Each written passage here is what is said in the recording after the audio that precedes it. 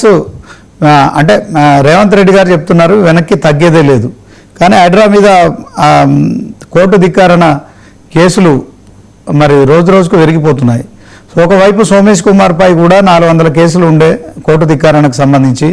So ఇది ప్రభుత్వ విచక్షణ అధికారం కనుక మేము ఖచ్చితంగా హైడ్రాను కొనసాగిస్తామని చెప్తున్నారు. బాగానే ఉంది. కానీ రంగనాథ్ గారు ఎందుకని కోర్టుకు హాజరు కాలేదంటే ఏం చెప్తారు?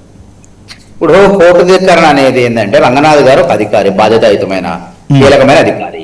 ఆయన సరైన సమయంలో సకాలంలో పోలేకపోయింది ఆయన బాధ్యతల మీద. అప్పుడు కోర్టు ఏం చేయాలి? వాస్తవంగా ఒక చట్టం ప్రకారం కంటెంప్ట్ ఆఫ్ కోర్ట్ యాక్ట్ అని ఉంటుంది 1971.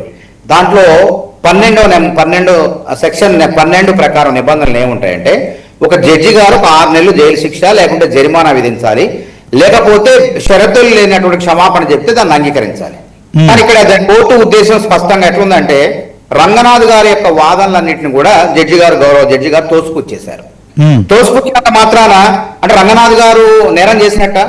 రంగనాథ్ గారు న్యాయం పొందడానికి అదే 1971 కంటెంప్ట్ ఆఫ్ కోర్ట్ యాక్ట్ లో 19వ నిబంధన ప్రకారం ఆయన డివిజన్ బెంచ్కు పోవచ్చు, సుప్రీంకోర్టుకు పోవచ్చు, సుప్రీంకోర్టులో స్పెషల్ లీవ్ పిటిషన్ వేసుకోవచ్చు, అన్ని చేసుకోవచ్చు.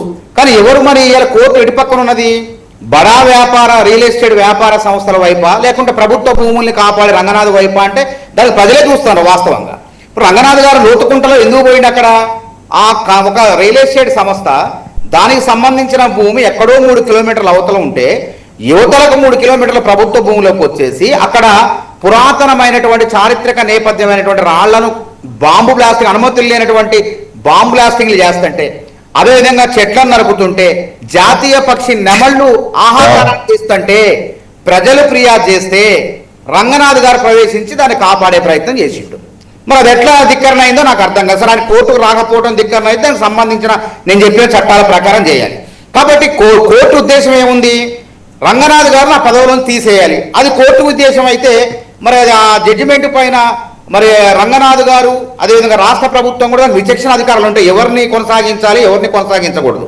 కాబట్టి అదే చట్టంలో 19వ నిబంధన ప్రకారం ఆయన మరి సుప్రీంకోర్టు పోవచ్చు, డివిజన్ బెంచ్ పోవచ్చు, ఎక్కడ మానవతరాయ్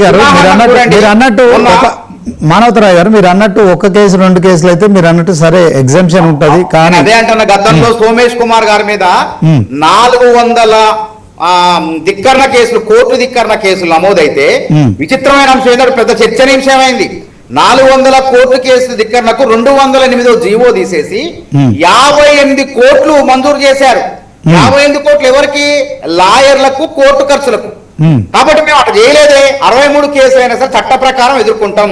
న్యాయస్థానాలంటే మాకు గౌరవం ఉన్నది, చట్టం అంటే మాకు నమ్మకం ఉన్నది. ఆ పూర్తి తీర్పు రాలేదు, అటు జడ్జిమెంట్ రాను, ఇంకేంది రంగనాథ్ పని అయిపోయింది, ప్రభుత్వం అయిపోయింది. మానవతరాయ్ గారు నేను ఒక మాట చెప్తాను. మానవతరాయ్ గారు ఓకే అనేది ఆగదు. రంగనాథుని అరచేతిని అడ్డు పెట్టి సూర్యకాంతిని ఆపలేనట్టే రంగనాథుని ఎవరు ఆపలేరు.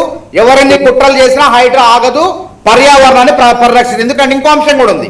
రంగనాథ్ కూడా ఎవరిని అనుసరించి చేపట్టే పర్యావరణాన్ని కాపాడుతున్నారు? భారత రాజ్యాంగంలో 21వ నిబంధన ఉంది. 21వ నిబంధన అంటే పౌరులకు ఆరోగ్యంగా జీవించే హక్కు. జీవించే హక్కు అంటే అక్రమంగా కబ్జా చేసి జీవించే హక్కు కాదు.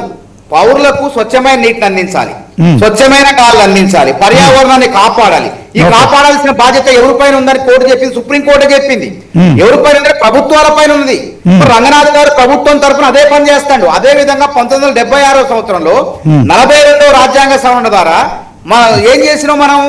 ఒక 48 అయినటువంటి నిబంధన పెట్టుకున్నాం. ఆ 48 ఏం చెప్తుందంటే అడవులని, పర్యావరణాన్ని, పురాతనమైనటువంటి కట్టడాలని కాపాడాల్సిన బాధ్యత ప్రభుత్వం పైన ఉన్నది. దాని ప్రకారమే కదా అక్కడ 2500 సంవత్సరాల 10,500 విలువ చేసే భూముల్ని రంగనాథ్ గారు ప్రజలు, రాక్ హిల్ సొసైటీ వాళ్ళు, పర్యావరణవేత్తలు, చుట్టుపక్కల ప్రజలు ఫిర్యాదు చేస్తేనే పోయింది కదా ఆయన. ఒక్క నిమిషం మానవతరాయ్ గారు, ఒక చిన్న బ్రేక్ తీసుకుందాం. కమర్షియల్ బ్రేక్ తర్వాత